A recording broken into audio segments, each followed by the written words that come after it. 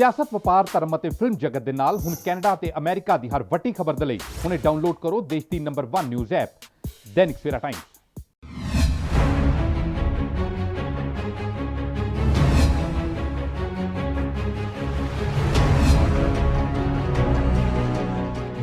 ਜੇਕਰ DC office ਦੇ complex ਦੇ ਵਿੱਚ ਹੀ ਸੋਸ਼ਲ ਡਿਸਟੈਂਸਿੰਗ ਦੀ ਪਾਲਣਾ ਨਹੀਂ ਚੱਜ ਨਾਲ ਹੋ ਪਾ ਰਹੀ, ਫਿਰ ਆਪਾਂ ਸ਼ਹਿਰ 'ਚ ਕਿੱਦਾਂ ਉਮੀਦ ਕਰ ਸਕਦੇ ਹਾਂ? ਜਿਹੜੀ ਵੀ ਕੋਈ ਸੋਸ਼ਲ ਡਿਸਟੈਂਸਿੰਗ ਦੇ ਨੋਰਮ ਇੱਥੇ ਫਲਾਊਟ ਹੋਣਗੇ 100% ਕੇਸ ਦੇ ਵਿੱਚ FIR ਦਿੱਤੀ ਜਾਂਦੀ ਹੈ। ਪਿੱਛੇ ਸਾਡੀ ਸੇਵਾ ਕੇਂਦਰ ਪੈਂਡੈਂਸੀ ਵੀ ਅਸੀਂ ਰਿਵਿਊ ਕਰਕੇ ਲੋਵੈਸਟ ਅੱਜ ਜਲੰਧਰ ਦੀ ਪੂਰੇ ਪੰਜਾਬ ਦੇ ਵਿੱਚ ਲੋਵੈਸਟ ਸੇਵਾ ਕੇਂਦਰ ਪੈਂਡੈਂਸੀ ਕਰਾਈ ਹੈ। 21,000 ਤੋਂ ਵੱਧ ਚਲਾਨ ਕਰੇ, 1 ਕਰੋੜ ਤੋਂ ਉੱਤੇ ਜਿਹੜੀ ਹੈਗੀ ਜਿਹੜਾ ਫਾਈਨ ਹੁਣ ਤੱਕ ਮੈਨੂੰ ਲੱਗਦਾ ਹੈ ਸਭ ਤੋਂ ਹਾਈਐਸਟ ਹੈ ਜਿਹੜੀ ਐਨਫੋਰਸਮੈਂਟ ਦੀ ਫਿਗਰ ਹੈ ਪੰਜਾਬ ਦੀ। ਕੀ ਤੁਹਾਨੂੰ ਕੀ ਲੱਗਦਾ ਜਲੰਧਰ ਦੇ ਲੋਕ ਤੁਹਾਡਾ ਸਾਥ ਨਹੀਂ ਦੇ ਰਹੇ ਇਸ ਚੀਜ਼ ਦੇ ਵਿੱਚ? ਜੇਕਰ ਉਹ ਆਉਂਦਾ ਵੀ ਅੱਜ ਜੀ 70-80 ਆ ਗਏ, 100 ਆ ਗਏ, ਸਗੋਂ ਮੈਂ ਕਹਿੰਦਾ ਇਸ 'ਚੋਂ ਘਬਰਾਉਣ ਦੀ ਗੱਲ ਵਧੀਆ ਹੈ। ਸਾਡੀ ਪੋਜ਼ਿਟਿਵ ਕੰਟੈਕਟ ਟ੍ਰੇਸਿੰਗ ਵਧੀਆ ਚੱਲ ਰਹੀ ਹੈ, ਡਿਟੈਕਟ ਹੋ ਰਹੇ ਹੈ।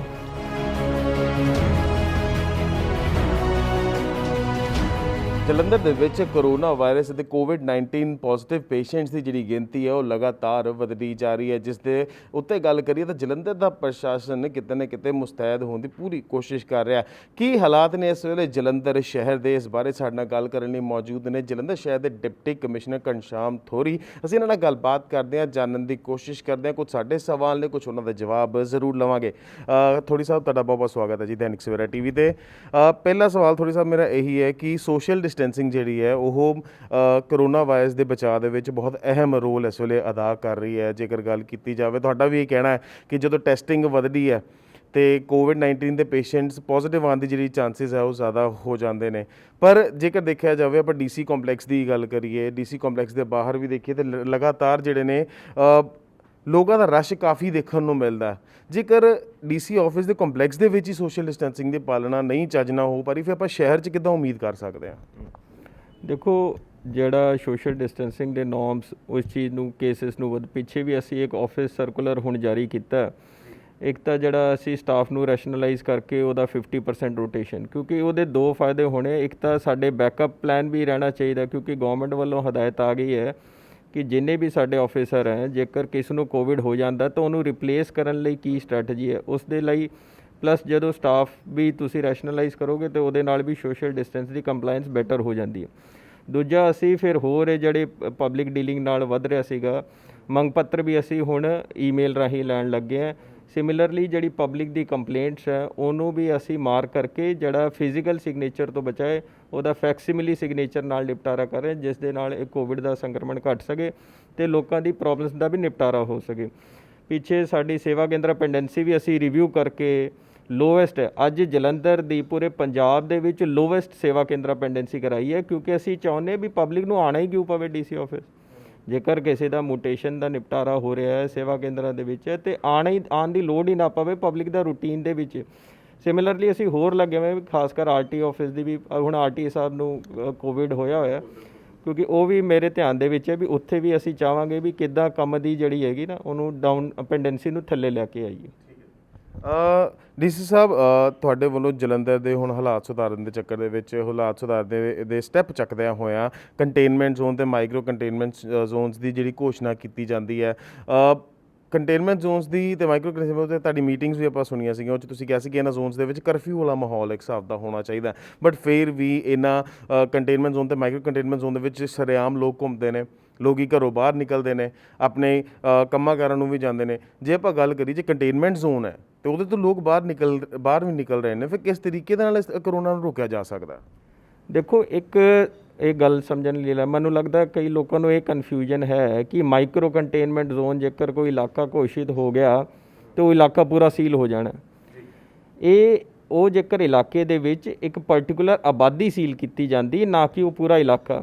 ਹੁਣ ਕੰਟੇਨਮੈਂਟ ਜ਼ੋਨ ਦੀ ਵੀ ਨਾਲ ਹੀ ਵਿੱਚ ਗੱਲ ਕਰ ਮੈਂ ਹਾਂ, ਕੰਟੇਨਮੈਂਟ ਜ਼ੋਨ ਅਤੇ ਮਾਈਕਰੋ ਕੰਟੇਨਮੈਂਟ ਜ਼ੋਨ ਦੇ ਵਿੱਚ ਪੋਲਿਸੀ ਇਹ ਹੈ ਕਿ ਮਾਈਕਰੋ ਕੰਟੇਨਮੈਂਟ ਜ਼ੋਨ ਦੇ ਵਿੱਚ ਤੁਸੀਂ 500 ਤੋਂ ਜ਼ਿਆਦਾ ਆਬਾਦੀ ਸੀਲ ਨਹੀਂ ਕਰਨੀ, ਕਿਉਂਕਿ ਗਵਰਨਮੈਂਟ ਨੇ ਸਪੈਸੀਫਿਕਲੀ ਕਿਹਾ ਹੈ ਕਿ ਤਾਂ ਕਿ ਲੋਕਾਂ ਦੀ ਜਿਹੜਾ ਕੰਮਕਾਰ ਹੈ ਉਹ ਵੀ ਚੱਲਦਾ ਰਹੇ।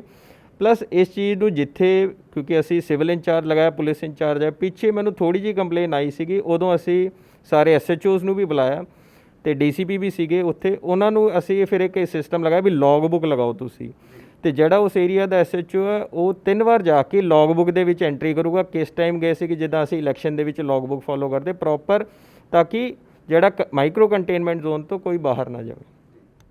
ਜੇਕਰ ਗੱਲ ਕੀਤੀ ਜਾਵੇ ਸੋਸ਼ਲ ਡਿਸਟੈਂਸਿੰਗ ਤੇ ਮੈਂ ਫੇਰ ਥੋੜਾ ਆਉਣਾ, ਕਿਉਂਕਿ ਇਹ ਬਹੁਤ ਅਹਿਮ ਰੋਲ ਅਦਾ ਕਰਦੀ ਹੈ ਕੋਵਿਡ ਤੋਂ ਬਚਣ ਦੇ ਲਈ।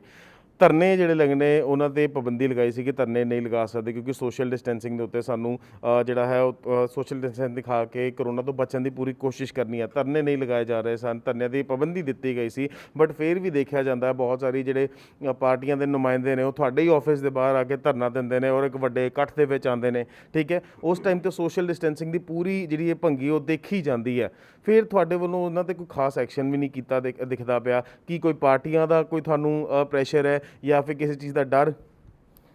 ਦੇਖੋ, ਜਿਹੜੀ ਵੀ ਕੋਈ ਸੋਸ਼ਲ ਡਿਸਟੈਂਸਿੰਗ ਦੇ ਨੋਰਮ ਇੱਥੇ ਫਲਾਊਟ ਹੋਣਗੇ 100% ਕੇਸ ਦੇ ਵਿੱਚ ਐਫਆਈਆਰ ਦਿੱਤੀ ਜਾਂਦੀ ਹੈ। ਤੁਸੀਂ ਕਮਿਸ਼ਨਰ ਪੁਲਿਸ ਨੂੰ ਕਰ ਲੈਣਾ, ਜਿੱਥੇ ਵੀ ਇੱਥੇ ਜਿੰਨੇ ਕੇਸ ਦੇ ਵਿੱਚ ਸਾਡੇ ਨੋਟਿਸ 'ਚ ਹੈ ਸਾਰਿਆਂ 100% ਕੇਸ ਦੇ ਵਿੱਚ ਐਫਆਈਆਰ ਦਰਜ ਹੋਈ ਹੈ। ਤੇ ਮੈਂ ਦੱਸਣਾ ਚਾਹਾਂਗਾ ਇੱਥੇ ਸਿਵਲ ਤੇ ਪੁਲਿਸ ਦੀ ਜੁਆਇੰਟ ਟੀਮ ਨੇ ਹੁਣ ਤੱਕ ਜਿੰਨਾ ਚਲਾਨਿੰਗ ਡਰਾਈਵ ਹੋਈ ਹੈ 21,000 ਤੋਂ ਵੱਧ ਚਲਾਨ ਕਰੇ, 1 ਕਰੋੜ ਤੋਂ ਉੱਤੇ ਜਿਹੜੀ ਹੈਗੀ ਜਿਹੜਾ ਫਾਈਨ ਹੁਣ ਤੱਕ, ਜੇ ਮੈਨੂੰ ਲੱਗਦਾ ਇਹ ਸਭ ਤੋਂ ਹਾਈਐਸਟ ਹੈ ਜਿਹੜੀ ਐਨਫੋਰਸਮੈਂਟ ਦੀ ਫਿਗਰਸ ਹੈ ਪੰਜਾਬ ਦੇ ਵਿੱਚ।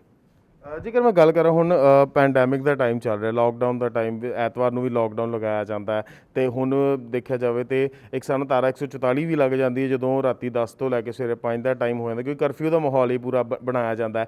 ਤੇ ਇਸ ਮਾਹੌਲ ਦੇ ਵਿੱਚ ਵੀ ਜਲੰਧਰ ਦੇ ਵਿੱਚ ਬਹੁਤ ਸਾਰੀ ਕ੍ਰਿਮੀਨਲ ਐਕਟੀਵਿਟੀਜ਼ ਹੋ ਜਾਂਦੀਆਂ ਨੇ। ਇੱਕ ਇਨਸਾਨ ਐਤਵਾਰ ਜਿਸ ਦਿਨ ਲਾਕਡਾਊਨ ਕੀਤਾ ਗਿਆ ਹੋਇਆ, ਸਿਰਫ ਜ਼ਰੂਰਤਮੰਦ ਲੋਕਾਂ ਨੂੰ ਬਾਹਰ ਨਿਕਲਣ ਦੀ ਪਰਮਿਸ਼ਨ ਹੈਗੀ ਹੈ, ਐਤਵਾਰ ਨੂੰ ਕੁਝ ਬਦਮਾਸ਼ ਇੱਕ ਇਨਸਾਨ ਦੇ ਘਰ ਜਾਂਦੇ ਨੇ, ਉਸ ਨੂੰ ਹਾਲਾਤ ਕਰਕੇ ਆਉਂਦੇ ਨੇ, ਉਸ 'ਤੇ ਹਮਲਾ ਕਰਕੇ ਆਉਂਦੇ ਨੇ। ਫਿਰ ਇਸ ਦੀ ਜ਼ਿੰਮੇਵਾਰੀ ਕੌਣ ਲਏਗਾ?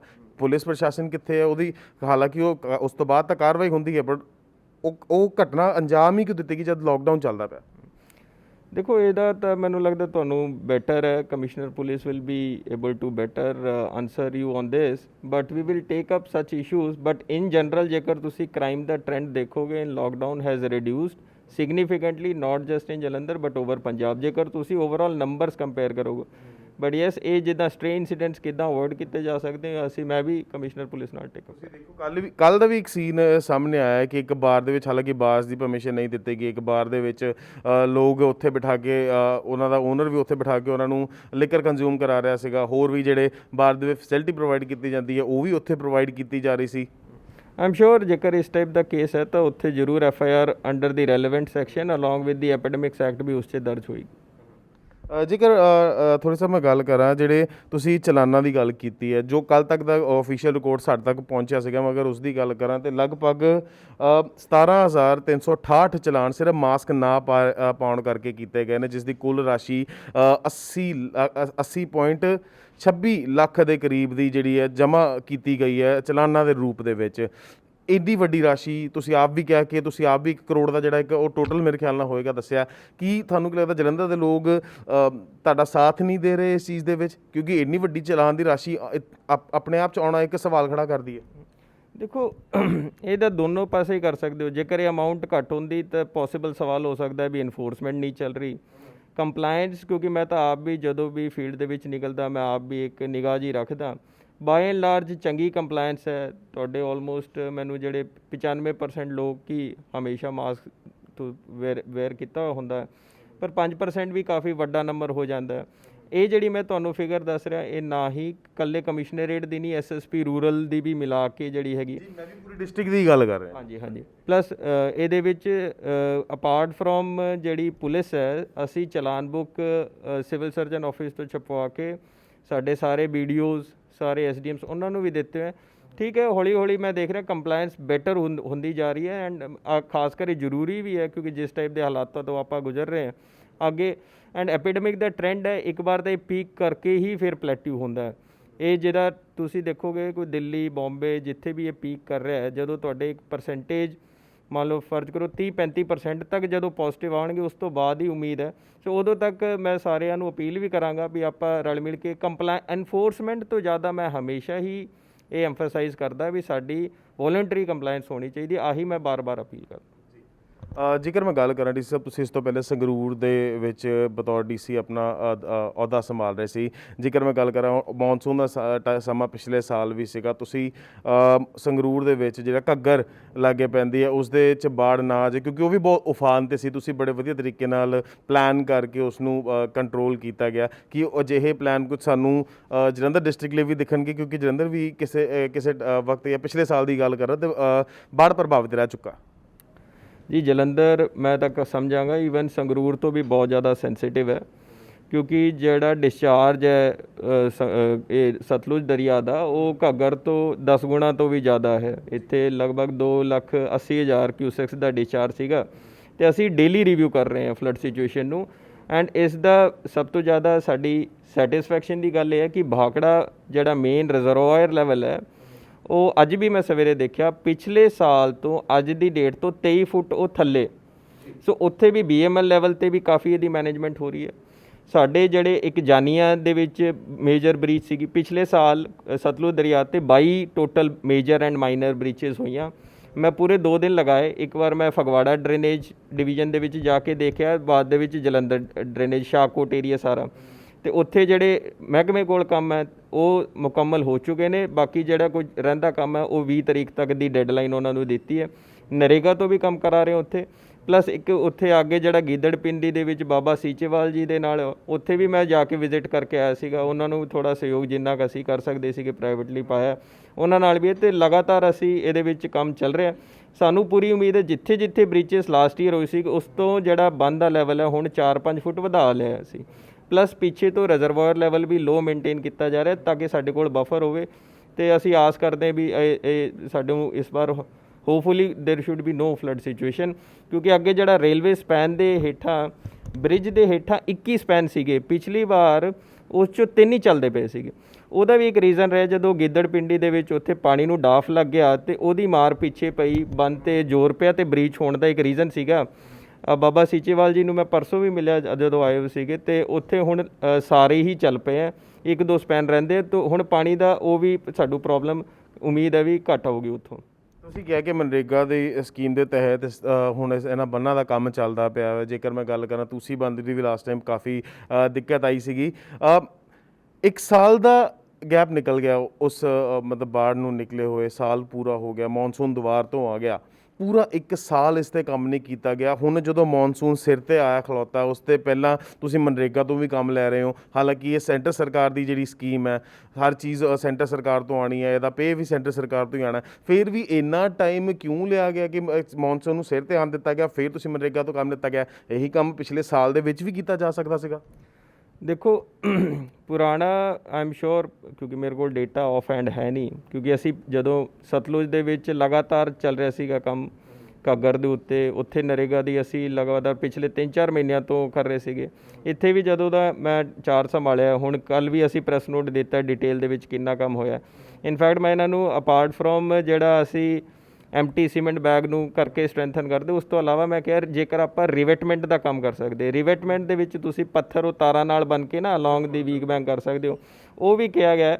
ਸੋ I am sure and even NREGA ਦੀ ਅਸੀਂ ਹੁਣ ਬੜੀ ਵਿਗਰਸ ਮੋਨੀਟਰਿੰਗ ਕਰ ਰਹੇ ਹਾਂ। ਜਲੰਧਰ ਟ੍ਰੈਡੀਸ਼ਨਲੀ ਹੀ ਨਰੇਗਾ ਦੇ ਵਿੱਚ ਮੈਂ ਦੇਖਿਆ ਥੋੜ੍ਹਾ ਜਿਹਾ ਇਹਨਾਂ ਦਾ ਮੈਂਡੇਜ਼ ਘੱਟ ਹੈ, ਇੱਥੇ ਡਿਮਾਂਡ ਘੱਟ ਹੈ। ਮਾਲਵਾ ਏਰੀਆ ਦੇ ਵਿੱਚ ਉਹ ਇਲਾਕਿਆਂ ਦੇ ਵਿੱਚ ਵੀ ਹੁੰਦੀ ਹੈ, ਪਰ ਕਾਫੀ ਹੈ ਸਾਡਾ ਹੁਣ ਫੋਕਸ ਨਰੇਗਾ ਦੇ ਵਿੱਚ ਹੈ, ਅੱਗੇ ਵੀ ਰਹੂਗਾ। ਅਸੀਂ ਪੂਰੇ ਮੈਂਡੇਜ਼ ਦੇ ਟਾਰਗੇਟ ਮੀਟ ਕਰਾਂਗੇ। ਜੇਕਰ ਗੱਲ ਕੀਤੀ ਜਾਵੇ, ਕੱਲ੍ਹ ਕੈਪਟਨ ਸਾਹਿਬ ਵੱਲੋਂ ਵੀ ਜਿਹੜੇ ਘਰੇਲੂ ਫੰਕਸ਼ਨ ਨੇ ਜਾਂ ਜਿਹੜੀ ਸੋਸ਼ਲ ਗੈਦਰਿੰਗਸ ਨੇ ਉਹਨਾਂ ਨੂੰ ਲੈ ਕੇ ਕਾਫੀ ਨਵੀਆਂ ਗਾਈਡਲਾਈਨਸ ਜਾਰੀ ਕੀਤੀਆਂ ਗਈਆਂ। ਜਿੱਥੇ ਇੱਕ ਪਾਸੇ 50 ਲੋਕਾਂ ਦੀ ਪਹਿਲੇ ਪਰਮਿਸ਼ਨ ਸੀਗੀ, ਹੁਣ ਉਹ ਪਰਮਿਸ਼ਨ ਘਟਾ ਕੇ 30 ਤੱਕ ਦੀ ਕਰ ਦਿੱਤੀ ਗਈ ਹੈ। ਸੋਸ਼ਲ ਡਿਸਟੈਂਸਿੰਗ ਦੀ ਅੱਗੇ ਵੀ ਮੈਂ ਤੁਹਾਨੂੰ ਦੱਸਿਆ ਕਿ ਵਾਇਲੇਸ਼ਨਸ ਦੀ ਕਾਫੀ ਕੰਪਲੇਂਟਸ ਸਾਹਮਣੇ ਆ ਰਹੀਆਂ ਨੇ। ਹੁਣ ਜਿਹੜੇ ਇੱਧਰ ਫੰਕਸ਼ਨਸ ਹੋਣਗੇ, ਜਿਹੜੇ ਲੋਕ ਇਹਨਾਂ ਗਾਈਡਲਾਈਨਸ ਦੀ ਪਾਲਣਾ ਨਹੀਂ ਕਰਨਗੇ, ਤੁਸੀਂ ਉਹਨਾਂ ਉੱਤੇ ਕਿਸ ਤਰੀਕੇ ਦਾ ਸਟ੍ਰਿਕਟ ਐਕਸ਼ਨ ਲਓਗੇ ਜਾਂ ਫਿਰ ਉਸੇ ਤਰੀਕੇ ਨਾਲ ਚੱਲੇਗਾ ਜਿੱਦਾਂ ਅੱਗੇ ਵੀ ਰੈਗੂਲਰ ਤੁਹਾਨੂੰ ਦੱਸਿਆ ਕਿ ਕੰਪਲੇਂਟਸ ਆ ਰਹੀਆਂ ਨੇ? ਦੇਖੋ ਹੁਣ ਧਰਨੇ ਪ੍ਰਦਰਸ਼ਨ ਉਹ ਸਾਰਿਆਂ ਦੇ ਲਈ ਬੜੀ ਸਟ੍ਰਿਕਟ ਗਾਈਡਲਾਈਨ ਹੈ। ਮੇਰੀ ਕਮਿਸ਼ਨਰ ਪੁਲਿਸ ਨਾਲ ਵੀ ਗੱਲ ਹੋਈ ਹੈ, SSP rural is recovering from Covid, so we will ensure ਕਿ ਗਾਈਡਲਾਈਨਸ ਹੋਣਗੇ। ਜਿੱਥੇ ਵੀ ਫਲਾਊਟ ਹੋਣਗੇ ਤਾਂ ਇਮੀਡੀਏਟ FIR ਅਸੀਂ ਦਰਜ ਕਰਾਂਗੇ irrespective of what ever party does that. ਜੇਕਰ ਗੱਲ ਕੀਤੀ ਜਾਵੇ ਮਿਸ਼ਨ ਫਤਿਹ ਦੀ, ਮਿਸ਼ਨ ਫਤਿਹ ਦੇ ਵਿੱਚ ਇੱਕ ਬਹੁਤ ਸ਼ਲਾਘਾਯੋਗ ਕਦਮ ਹੈਗਾ ਕਿ ਤੁਸੀਂ ਕੁਝ ਕੰਡੀਸ਼ਨਸ ਨੂੰ ਪੂਰਾ ਕਰੋ ਤੇ ਡੀਸੀ ਸਾਹਿਬ ਨਾਲ ਕਾਫੀ ਪੀਣ ਦਾ ਮੌਕਾ ਮਿਲ ਸਕਦਾ ਹੈ। ਹਾਲਾਂਕਿ ਬਹੁਤ ਮੈਂ ਪਹਿਲੇ ਕਿਹਾ ਸ਼ਲਾਘਾਯੋਗ ਕਦਮ ਹੈ, ਬਟ ਦੇਖਿਆ ਜਾਵੇ ਤਾਂ ਐਡਮਿਨਿਸਟ੍ਰੇਸ਼ਨ ਦੇ ਕੁਝ ਲੋਕ, ਜਦੋਂ ਤੁਸੀਂ ਐਸਐਸਪੀ ਸਾਹਿਬ ਦੀ ਵੀ ਗੱਲ ਕੀਤੀ ਹੈ, ਉਹ ਵੀ ਕੋਵਿਡ ਤੋਂ ਪ੍ਰਭਾਵਿਤ ਨੇ। ਆਰਟੀ ਆਫਿਸ ਦੇ ਵੀ ਆਫਿਸਰ ਜਿਹੜੇ ਨੇ ਉਹ ਵੀ ਕੋਵਿਡ ਤੋਂ ਪ੍ਰਭਾਵਿਤ ਨੇ। ਇੱਕ ਪਾਸੇ ਤੁਸੀਂ ਈਮੇਲ ਦੇ ਰਾਹੀਂ ਦਰਖਾਸਤਾਂ ਵੀ ਲੈ ਰਹੇ ਹੋ, ਤਾਂ ਤੁਹਾਨੂੰ ਲੱਗਦਾ ਕਿ ਇਹਦੇ ਵਿੱਚ ਕੌਫੀ ਵਾਲਾ ਪਲਾਨ ਲੈ ਕੇ ਆਉਣਾ ਇਹ ਵਾਜਿਬ ਆ? ਜੀ, ਸੋ ਇਹ ਕਿਉਂਕਿ ਗਾਈਡਲਾਈਨ ਹੁਣ ਰਿਵਾਈਜ਼ ਹੋ ਗਈਆਂ ਨੇ, ਇੱਕ ਤਾਂ ਕੱਲ੍ਹ ਦੀ ਵੀ ਗਾਈਡਲਾਈਨ ਹੈ, ਉਸ 'ਚ ਗਾਈਡਲਾਈਨ 'ਚ ਪੰਜਾਬ ਸਰਕਾਰ ਦੀ ਹੈਗਾ ਵੀ meeting, physical meeting more than 5 should be avoided. So ਇਹ ਮੈਂ ਜਦੋਂ ਪਹਿਲਾਂ ਵੀ ਜਦੋਂ ਅਸੀਂ ਇਹ ਸੋਚਿਆ ਸੀਗਾ ਵੀ ਮਿਸ਼ਨ ਫਤਿਹ ਨੂੰ ਐਨਕਰੇਜ ਕਰਨ ਲਈ, ਤੇ ਇੱਕ ਮੇਰੀ ਪਹਿਲਾਂ ਹੀ ਜਿਹੜੇ ਨੋਡਲ ਆਫਿਸਰ ਹੈ ਉਹਨਾਂ ਨਾਲ ਗੱਲ ਹੋਈ ਵੀ ਆਪਾਂ ਇਸ ਦੇ ਵਿੱਚ ਸਟੂਡੈਂਟਸ ਨੂੰ ਨਹੀਂ ਬੁਲਾਵਾਂਗੇ, ਕਿਉਂਕਿ students because they are so ਜਿਹੜੇ ਹੋਰ ਜਿਹੜੇ NGO ਦੇ ਲੋਕ ਹੈ। ਐਂਡ ਹੁਣ in view of the latest guideline ਅਸੀਂ ਜਦੋਂ ਵੀ ਇਹਨੂੰ ਹੋਲਡ ਕਰਾਂਗੇ 5 ਦੇ ਲੋਟਸ ਦੇ ਵਿੱਚ ਹੀ ਬੁਲਾਵਾਂਗੇ, not more than 5 people at one time. ਤੇ ਕਿਉਂਕਿ ਮਿਸ਼ਨ ਫਤਿਹ ਰਾਹੀਂ ਦੇਖਿਆ ਜਾਵੇ ਤਾਂ ਕਾਫੀ ਜਿਹੜੀ ਹੈ ਕੈਂਪੇਨ ਚਲਾਇਆ ਜਾ ਰਿਹਾ, ਲੋਕਾਂ ਨੂੰ ਜਾਗਰਿਤ ਵੀ ਕੀਤਾ ਜਾ ਰਿਹਾ, ਤੁਹਾਡੇ ਵੱਲੋਂ ਪਰਸਨਲੀ ਜਾ ਕੇ ਵੀ ਜਾਗਰੂਕ ਕੀਤਾ ਜਾ ਰਿਹਾ। ਹਾਂਜੀ, ਸੋ ਇਹਦੇ ਵਿੱਚ ਕਿਉਂਕਿ ਆਹੀ ਹੈ ਅਵੇਅਰਨੈਸ ਦਾ ਇੱਕ ਮੁਹਿੰਮ ਹੈ। ਦੇਖੋ ਇਹਦੇ ਵਿੱਚ ਸਭ ਤੋਂ ਜ਼ਿਆਦਾ ਆਪਾਂ ਨੂੰ ਇਹ ਵੀ ਅਵੇਅਰਨੈਸ ਪਾਸੇ ਚੱਲੀਏ। ਕੋਵਿਡ ਇਜ਼ ਸੀਰੀਅਸ ਪ੍ਰੋਬਲਮ, ਉਹਦੇ ਵਿੱਚ ਅਸੀਂ ਦਿਨ ਰਾਤ ਸਾਡਾ ਬੈਕ ਆਫ ਦਾ ਮਾਈਂਡ ਉਸੇ 'ਤੇ ਲੱਗੇ ਹਾਂ ਵੀ ਸਾਡੇ ਬੈੱਡਸ ਦੀ ਕਪੈਸਿਟੀ ਵੱਧਦੀ ਰਹੇ, ਠੀਕ ਹੈ। ਸੋ ਦੇਖੋ ਪੋਜ਼ਿਟਿਵ ਆਉਣਾ is not a problem, positive ਆਏ, ਟਰੀਟ ਹੋਏ, ਤੁਸੀਂ ਘਰੇ ਚਲ ਗਏ, ਮੋਰਟੈਲਿਟੀ 'ਤੇ ਫੁੱਲ ਫੋਕਸ ਰੱਖੋ। ਐਂਡ ਕਾਫੀ ਸਾਰੇ ਸ਼ਹਿਰ ਜਿਹੜੇ ਪਹਿਲਾਂ ਕਿ ਮਾਡਲ ਸ਼ਹਿਰ ਕਈ ਵਾਰ ਮੰਨੇ ਜਾਂਦੇ ਸੀਗੇ, ਬੈਂਗਲੌਰ ਨੂੰ ਕਿਹਾ ਜਾਂਦਾ ਸੀਗਾ, ਬਟ ਅੱਜ ਉੱਥੇ ਬਹੁਤ ਜ਼ਿਆਦਾ ਪ੍ਰੋਬਲਮ ਹੈ। ਦਿੱਲੀ, ਬੰਬੇ ਨੂੰ ਬੜਾ ਕ੍ਰਿਟੀਸਾਈਜ਼ ਕੀਤਾ ਜਾ ਰਿਹਾ ਸੀਗਾ। ਸੋ ਸਾਡੇ ਬੈਕ ਆਫ ਦੀ ਮਾਈਂਡ ਇਹ ਰਹਿੰਦਾ ਹੈ ਕਿ ਬੈੱਡਸ ਦੀ ਸ਼ਾਰਟੇਜ ਕਦੇ ਜਲੰਧਰ ਨਿਵਾਸੀਆਂ ਨੂੰ ਨਾ ਸਹਿਣੀ ਪਵੇ। ਤੇ ਲੈਵਲ 1 ਦੇ ਲਈ ਮੈਂ ਆਲਮੋਸਟ 5000 ਬੈੱਡਸ ਆਈਡੈਂਟੀਫਾਈ ਕਰਕੇ ਰੱਖੇ ਹੋਏ, ਜਦੋਂ ਵੀ ਲੋਡ ਪਏਗੀ ਅਸੀਂ ਸਕੇਲ ਅਪ। ਮੈਨੂੰ ਜਿਹੜੀ ਇਸ ਟਾਈਮ ਜਿਹੜੀ ਚਿੰਤਾ ਹੈ ਉਸ ਗੱਲ ਦੀ ਲੈਵਲ 2 ਤੇ ਲੈਵਲ 3 ਦੇ ਬੈੱਡਸ ਦੀ, ਕਿਉਂਕਿ ਹਾਲੇ ਇੱਥੇ ਪ੍ਰਾਈਵੇਟ ਹਸਪੀਟਲ ਅੱਗੇ ਨਹੀਂ ਆਏ। ਮੈਂ ਉਹਨਾਂ ਨੂੰ ਰੋਜ਼ ਮਿਲ ਰਿਹਾ ਪਿਛਲੇ 5-6 ਦਿਨਾਂ ਦੇ ਨਾਲ, ਤੇ ਬੇਨਤੀ ਕਰ ਰਿਹਾ ਕਿ ਮੈਨੂੰ ਕਦੇ ਕੋਈ, ਮੈਂ ਨਹੀਂ ਚਾਹੁੰਦਾ ਵੀ ਅੰਡਰ ਦੀ ਐਪੀਡੈਮਿਕ ਐਕਟ ਮੈਂ ਜਾ ਕੇ ਉਹਨਾਂ ਨੂੰ ਟੇਕ ਓਵਰ ਕਰਾਂ। ਸੋ ਉਹ ਵੀ ਉਹਨਾਂ ਦਾ ਕਹਿ ਰਹੇ ਪੋਜ਼ਿਟਿਵ ਰਿਸਪੌਂਸ ਮਿਲ ਰਿਹਾ। ਉਹ ਮੇਰੇ ਕੋਲ ਆ ਕੇ ਕਹਿ ਕੇ ਗਏ ਅਸੀਂ ਇੱਕ ਹੋਰ 60-70 ਬੈੱਡ ਦੀ ਫੈਸਿਲਿਟੀ ਪ੍ਰਾਈਵੇਟਲੀ ਇੱਥੇ ਚਲਾ ਦਿਆਂਗੇ, ਕਿਉਂਕਿ ਦੇਖੋ ਲੁਧਿਆਣਾ ਸ਼ਹਿਰ ਦੇ ਵਿੱਚ ਤੁਹਾਡੇ DMC hospital, SPS Apollo hospital, Fortis hospital, ਇਸ ਟਾਈਪ ਦੇ ਜਿਹੜੇ ਅਦਰਵਾਈਜ਼ ਜਲੰਧਰ ਨੂੰ ਵੀ ਕਹਿੰਦੇ ਵੀ ਡਾਕਟਰਾਂ ਦਾ ਸ਼ਹਿਰ ਮੰਨਿਆ ਜਾਂਦਾ ਹੈ। ਸੋ ਉਹ ਜ਼ਰੂਰ ਸਾਡੀ ਗੱਲਬਾਤ। ਤਾਂ ਮੇਰੇ ਕੋਵਿਡ ਨੂੰ ਲੈ ਕੇ ਲੈਵਲ 2 ਤੇ ਲੈਵਲ 3 ਜਿੱਥੇ ਪਾਈਪਡ ਆਕਸੀਜਨ ਬੈੱਡਸ ਤੇ ਸਾਡੇ ਵੈਂਟੀਲੇਟਰ ਹੋਣ, ਉਹ ਹੈ। ਅੱਜ ਹੋਪਫੁਲੀ ਮੈਂ ਸ਼ਾਇਦ ਇਸ ਹਫਤੇ ਦੇ ਵਿੱਚ ਹੀ ਸ਼ਾਇਦ PIMS ਔਨ ਬੋਰਡ ਆ ਜਾਣਾ ਚਾਹੀਦਾ, ਕਿਉਂਕਿ ਉਹਨਾਂ ਦੀ ਕੁਝ ਪ੍ਰੋਬਲਮ ਸੀਗੀ, PGI ਰੇਟ 'ਤੇ ਉਹ ਕੰਮ ਕਰਨ ਲਈ ਪਾਬੰਦ ਸੀਗੇ। ਹੁਣ ਗਵਰਨਮੈਂਟ ਕਹਿ ਰਹੀ ਹੈ ਵੀ for Covid they will exempt, and ਜਿਹੜੇ ਵੀ ਪ੍ਰਾਈਵੇਟ ਹਸਪੀਟਲ ਲਈ ਰੇਟ ਨੋਟੀਫਾਈ ਕਰਨਗੇ ਉਹ PIMS ਨੂੰ ਅਲਾਓ ਕਰਨਗੇ ਚਾਰਜ ਕਰਨ ਦੇ ਵਿੱਚ। ਸੋ ਮੈਨੂੰ ਉਮੀਦ ਹੈ ਸ਼ਾਇਦ ਇਸ ਹਫਤੇ ਅਸੀਂ PIMS ਨੂੰ ਔਨ ਬੋਰਡ ਲਿਆਏ, ਅਤੇ ਉੱਥੇ 700 ਬੈੱਡ ਫੈਸਿਲਿਟੀ ਹੈ। ਜੇਕਰ ਉਹ ਹੌਲੀ ਹੌਲੀ ਐਕਸਪੈਂਡ ਕਰਦੇ ਹੋ ਨੀਡ ਟੂ ਬੇਸਿਸ, ਉਹਦੇ ਨਾਲ ਸਾਡੀ ਵਾਰ ਅਗੇਂਸਟ ਕੋਵਿਡ ਦੇ ਵਿੱਚ ਕਾਫੀ ਇਜ਼ਾਫਾ ਹੋਊਗਾ। ਉਹਦੇ ਨਾਲ ਹੀ ਅਸੀਂ ਪ੍ਰਾਈਵੇਟ ਜਿਹੜੇ IMA ਡਾਕਟਰਸ ਹੈ ਉਹਨਾਂ ਨੇ ਮੈਨੂੰ ਅਸ਼ੋਰੈਂਸ ਦਿੱਤੀ ਵੀ 100 ਬੈੱਡ ਦੀ ਉਹਨਾਂ ਵੱਲੋਂ ਜਿਹੜੀ ਹੈਗੀ ਕੋਵਿਡ ਦੀ ਫੈਸਿਲਿਟੀ ਇਸੇ ਹਫਤੇ ਦੇ ਵਿੱਚ ਕੁਝ ਡਿਸੀਜਨ ਉਸ 'ਤੇ ਲਵਾਂਗੇ। ਇਸ ਇੰਟਰਵਿਊ ਨੂੰ ਅਖੀਰ ਤੱਕ ਲੈ ਕੇ ਜਾਂਦੇ ਹਾਂ। DC ਸਾਹਿਬ, ਤੁਹਾਡਾ ਹੁਣ ਜਲੰਧਰ ਵਾਸੀਆਂ ਨੂੰ ਕੀ ਮੈਸੇਜ ਹੈ, ਕਿਉਂਕਿ ਲਗਾਤਾਰ ਹੁਣ ਨਵੀਆਂ ਗਾਈਡਲਾਈਨਸ ਵੀ ਆ ਚੁੱਕੀਆਂ, ਲੋਕਾਂ ਦੇ ਦਿਮਾਗ ਵਿੱਚ ਉਹਨਾਂ ਗਾਈਡਲਾਈਨਸ ਨੂੰ ਲੈ ਕੇ ਕੁਝ ਕਨਫਿਊਜ਼ਨਸ ਵੀ ਜ਼ਰੂਰ ਹੈਗੀਆਂ ਨੇ। ਕੀ ਤੁਹਾਡਾ ਮੈਸੇਜ ਹੋਏਗਾ ਤੇ ਕਿਸ ਤਰੀਕੇ ਦੇ ਨਾਲ ਜਿਹੜਾ ਹੁਣ ਨਵੀਆਂ ਗਾਈਡਲਾਈਨਸ ਦਾ ਜਲੰਧਰ ਦੇ ਵਿੱਚ ਪਾਲਣਾ ਕੀਤੀ ਜਾਏਗੀ?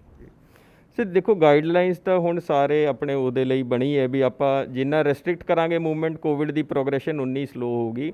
ਬਟ ਜਿਹੜੀ ਮੇਰੇ ਸਭ ਤੋਂ ਇੰਪੋਰਟੈਂਟ, ਦੇਖੋ ਸੋਸ਼ਲ ਡਿਸਟੈਂਸਿੰਗ ਦੇ ਨੋਰਮ ਮੈਂ ਰਿਪੀਟ ਨਹੀਂ ਕਰਨਾ ਚਾਹੁੰਦਾ, ਸਾਰਿਆਂ ਨੂੰ ਮਾਲੂਮ ਹੈ, ਉਹ ਤਾਂ ਮੈਂ ਬੇਨਤੀ ਕਰਦਾ ਹੀ ਹਾਂ। ਮੇਰਾ ਜਿਹੜਾ ਸਭ ਤੋਂ ਜ਼ਿਆਦਾ ਇੰਪੋਰਟੈਂਟ ਕੰਸਰਨ ਹੈ ਉਹ ਮੋਰਟੈਲਿਟੀ ਨੂੰ ਲੈ ਕੇ ਹੈ। ਜਿਹੜੀ ਹੁਣ ਤੱਕ ਜਿਹੜੀ 28 ਮੌਤਾਂ ਇੱਥੇ ਹੋਈਆਂ ਨੇ ਜਲੰਧਰ ਦੇ ਵਿੱਚ, ਉਹ ਸਾਰੇ ਦੇ ਸਾਰੇ ਕੋਮੋਰਬਿਡ ਕੇਸ ਨੇ। ਅਤੇ ਆਪਣੇ ਬਜ਼ੁਰਗਾਂ ਦੇ ਵਿੱਚ ਖਾਸ ਕਰ ਕਈ ਵਾਰ ਸਾਨੂੰ ਕੁਛ ਇਲਾਕਿਆਂ ਦੇ ਵਿੱਚ ਥੋੜ੍ਹਾ ਜਿਹਾ ਕੋਆਪਰੇਸ਼ਨ ਕਿਤੇ ਘੱਟ ਵੀ ਮਿਲਦਾ, ਅਸੀਂ ਕਾਉਂਸਲਰਸ ਨੂੰ ਵੀ ਬੇਨਤੀ ਕਰ ਰਹੇ ਹਾਂ। ਅਤੇ ਮੇਰੀ ਹੱਥ ਜੋੜ ਕੇ ਆਹੀ ਬੇਨਤੀ ਹੈ, ਆਪਾਂ ਜਿਹੜੇ ਕੋਮੋਰਬਿਡ ਹੈ, ਖਾਸ ਕਰ ਸ਼ੂਗਰ, ਹਾਈਪਰਟੈਂਸ਼ਨ, ਇਸ ਟਾਈਪ ਦੀ ਆਪਾਂ ਨੂੰ ਪਤਾ ਹੈ ਆਪਣੇ ਫੈਮਿਲੀ ਦੇ ਵਿੱਚ ਆਪ ਨੂੰ ਜਾਂ ਆਪਣੇ ਬਜ਼ੁਰਗ ਨੂੰ ਹੈ, ਉਹਨਾਂ ਦੀ ਟੈਸਟਿੰਗ ਜ਼ਰੂਰ ਕਰਾ ਲਓ, ਵੋਲੰਟਰੀ ਕਰਾ ਲਓ, ਤਾਂ ਕਿ ਜੇਕਰ ਆਪਾਂ ਇਹ ਹਾਈ ਰਿਸਕ ਪੋਪੂਲੇਸ਼ਨ ਨੂੰ ਬਚਾ ਲਈਏ ਨਾ, ਅਤੇ relatively young population even because epidemic ਦਾ ਟ੍ਰੈਂਡ ਹੈ ਉਹ ਪੋਜ਼ਿਟਿਵ ਆ ਗਏ, ਤਾਂ ਆਪ ਹੀ ਏਸਿਮਟੋਮੈਟਿਕ ਠੀਕ ਵੀ ਹੋ ਜਾਂਦੇ ਨੇ। ਹੋਮ ਕੁਆਰੰਟੀਨ ਵੀ ਜਿੱਥੇ ਜਿੱਥੇ ਪੋਸੀਬਲ ਅਸੀਂ ਕਰ ਸਕਦੇ ਹਾਂ। ਸੋ ਮੇਰਾ ਹੁਣ ਪੂਰਾ ਆਹੀ ਫੋਕਸ ਹੈ। ਈਵਨ ਹੈਲਥ ਡਿਪਾਰਟਮੈਂਟ ਨੂੰ ਤੁਸੀਂ ਡੋਰ ਟੂ ਡੋਰ ਸਰਵੇ ਪੂਰੇ ਸ਼ਹਿਰੀ ਆਬਾਦੀ ਦਾ ਚੱਲ ਰਿਹਾ, 4 ਲੱਖ ਘਰਾਂ ਨੂੰ ਇਹ ਕਰ ਵੀ ਚੁੱਕੇ ਨੇ। ਉਹਦੇ ਵਿੱਚੋਂ ਜਿੰਨੇ ਕੋਮੋਰਬਿਡ ਕੇਸਿਸ ਐਂਡ ਕੋਮੋਰਬਿਡ ਵੀ ਉਹ ਜਿਹੜੇ 60 ਤੋਂ ਉੱਤੇ ਨੇ, ਪਹਿਲਾਂ ਉਹਨਾਂ ਨੂੰ ਲਓ, ਤੇ ਸਿੰਪਟੋਮੈਟਿਕ ਹੈ ਉਹਨਾਂ ਨੂੰ ਪ੍ਰਾਇਰਟੀ ਤੇ ਟੈਸਟ ਕਰੇ। ਪੋਜ਼ਿਟਿਵ ਤੋਂ ਸਾਨੂੰ ਦੇਖੋ ਪੋਜ਼ਿਟਿਵ ਕੰਟਰੋਲ ਕਰਨਾ ਇਜ਼ ਲਾਈਕ ਐਨ ਇਲੂਜਨ, ਕਿਸੇ ਨੂੰ ਇਲੂਜਨ ਹੋਊਗਾ, ਇਹ ਕੋਈ ਉਹ ਨਹੀਂ ਹੈ। ਇਹ ਐਪੀਡੈਮਿਕ ਦਾ ਜਿੱਦਾਂ ਇੱਕ ਜਨਰਲ ਟ੍ਰੈਂਡ ਹੁੰਦਾ, ਈਵਨ ਉਹ ਕਹਿੰਦੇ ਤੁਸੀਂ ਡੈਥ ਤੋਂ ਹੀ ਪਤਾ ਕਰਕੇ ਚਲਾ ਸਕਦੇ ਹੋ, ਇਨਟੂ 600 ਕਰੋ ਤੇ ਤੁਹਾਨੂੰ ਆਈਡੀਆ ਲੱਗੂਗਾ ਵੀ ਕਿੰਨੇ ਤੁਹਾਡੇ ਹੈ। ਸੋ ਉਹ 100% ਡਿਟੈਕਸ਼ਨ ਪੋਸੀਬਲ ਨਹੀਂ ਹੁੰਦੀ। ਹੁਣ ਸਾਡਾ ਫੋਕਸ ਹੈ ਵੀ ਆਪਾਂ ਚਾਹੇ ਪੋਜ਼ਿਟਿਵ ਆਉਣ, ਜੇਕਰ ਉਹ ਆਉਂਦਾ ਵੀ ਅੱਜ ਜੀ 70-80 ਆ ਗਏ, 100 ਆ ਗਏ, ਸਗੋਂ ਮੈਂ ਕਹਿੰਦਾ ਇਸ 'ਚੋਂ ਘਬਰਾਉਣ ਦੀ ਗੱਲ ਵਧੀਆ ਹੈ। ਸਾਡੀ ਪੋਜ਼ਿਟਿਵ ਕੰਟੈਕਟ ਟ੍ਰੇਸਿੰਗ ਵਧੀਆ ਚੱਲ ਰਹੀ ਹੈ, ਡਿਟੈਕਟ ਹੋ ਰਹੇ ਹੈ। ਡਿਟੈਕਟ ਹੋਣਗੇ ਤਾਂ ਸਾਨੂੰ ਜਿਹੜਾ ਟਾਈਮ ਫॉर ਇਲਾਜ ਜ਼ਿਆਦਾ ਮਿਲ ਜੂਗਾ, ਕਿਉਂਕਿ ਕਈ ਕੇਸਿਸ ਦੇ ਵਿੱਚ ਮੈਂ ਦੇਖਿਆ ਸਿਰਫ ਜਿਸ ਦਿਨ ਰਿਪੋਰਟ ਕੀਤਾ ਉਸੇ ਦਿਨ ਡੈਥ ਹੋ ਗਈ ਪੇਸ਼ੈਂਟ ਦੀ, ਕਿਉਂਕਿ ਉਹਨਾਂ ਨੇ ਪਹਿਲਾਂ ਡਿਟੈਕਟ ਹੀ ਨਹੀਂ ਕਰਾਇਆ, ਟੈਸਟ ਕਰਾਉਣ ਤੋਂ ਗੁਰੇਜ਼। ਖਾਸ ਕਰ ਕੋਮੋਰਬਿਡ ਕੇਸ ਵਾਲੇ ਬਿਲਕੁਲ ਰਿਸਕ ਨਾ ਲਓ, ਤੁਸੀਂ ਟੈਸਟਿੰਗ ਲਈ ਅੱਗੇ ਆਓ। ਸੋ ਆਹੀ ਮੇਰੀ ਅਪੀਲ ਹੈ। ਬਹੁਤ ਬਹੁਤ ਧੰਨਵਾਦ ਡੀਸੀ ਸਾਹਿਬ, ਤੁਸੀਂ ਆਪਣਾ ਕੀਮਤੀ ਸਮਾਂ ਦੈਨਿਕ ਸਵੇਰਾ ਨੂੰ ਦਿੱਤਾ ਤੇ ਜਿਹੜੇ ਦਰਸ਼ਕਾਂ ਦੇ ਸ਼ਾਇਦ ਡਾਊਟਸ ਸਨ ਉਹ ਕਿਤੇ ਨਾ ਕਿਤੇ ਜ਼ਰੂਰ ਕਲੀਅਰ ਹੋਏ ਹੋਣਗੇ। ਧੰਨਵਾਦ ਨਰੂਲਾ ਸਾਹਿਬ, ਥੈਂਕ ਯੂ। ਸੋ ਇਹ ਸਨ ਸਾਡੇ ਨਾਲ ਜਲੰਧਰ ਦੇ ਡਿਪਟੀ ਕਮਿਸ਼ਨਰ ਘਨਸ਼ਾਮ ਥੋਰੀ, ਜਿਨ੍ਹਾਂ ਨੇ ਸਾਨੂੰ ਦੱਸਿਆ ਕਿ ਕਿਸ ਤਰੀਕੇ ਦੇ ਨਾਲ ਹੁਣ ਜਿਹੜੀਆਂ ਨਵੀਆਂ ਗਾਈਡਲਾਈਨਸ ਆਈਆਂ ਨੇ ਉਸ ਨੂੰ ਪ੍ਰੋਪਰ ਤਰੀਕੇ ਦੇ ਨਾਲ ਅਪਲਾਈ ਕੀਤਾ ਜਾਏਗਾ। ਤੇ ਨਾਲ ਹੀ ਨਾਲ ਜਿਹੜੇ ਉਹਨਾਂ ਨੇ ਬੇਨਤੀ ਕੀਤੀ ਕਿ ਜਿਹੜੇ ਘਰਾਂ ਦੇ ਬਜ਼ੁਰਗ ਨੇ ਉਹਨਾਂ ਨੂੰ ਚਾਹੀਦਾ ਕਿ ਉਹ ਆਪਣੇ ਜਿਹੜੇ ਨੇ ਟੈਸਟ ਜ਼ਰੂਰ ਕਰਾਉਣ, ਤਾਂ ਕਿ ਕੋਵਿਡ-19 ਦੇ ਫੈਲਾਅ ਨੂੰ ਜਿਹੜਾ ਹੈ ਕਿਸੇ ਤਰੀਕੇ ਰੋਕਿਆ ਜਾਵੇ ਤੇ ਮੋਰਟੈਲਿਟੀ ਰੇਟ ਜਿਹੜਾ ਹੈ ਉਸ ਨੂੰ ਘਟਾਇਆ ਜਾਵੇ। ਕੈਮਰਾ ਪਰਸਨ ਸੁਖਵਿੰਦਰ ਸਿੱਧੂ ਦੇ ਨਾਲ ਮੈਂ ਸਾਹਿਲ ਨਰੂਲਾ, ਦੈਨਿਕ ਸਵੇਰਾ ਟੀਵੀ ਜਲੰਧਰ ਤੋਂ। All world open challenge 17 time gold medallist मियां रफीक मोहम्मद, पंडित, मौलवी, बेगम, तांत्रिक, इन्हां चोरा ठग्गां तो सावधान। स्पेशलिस्ट वशीकरण, सट्टा नंबर, लव मैरिज, पति पत्नी च अनबन, विदेश च पक्का होना, कारोबार दा ना चलना, सिर्फ 31 घंटियां विच समाधान। फ्री फ्री फ्री मियां रफीक मोहम्मद। मोबाइल 84 374 94 647, 84 374 94 648।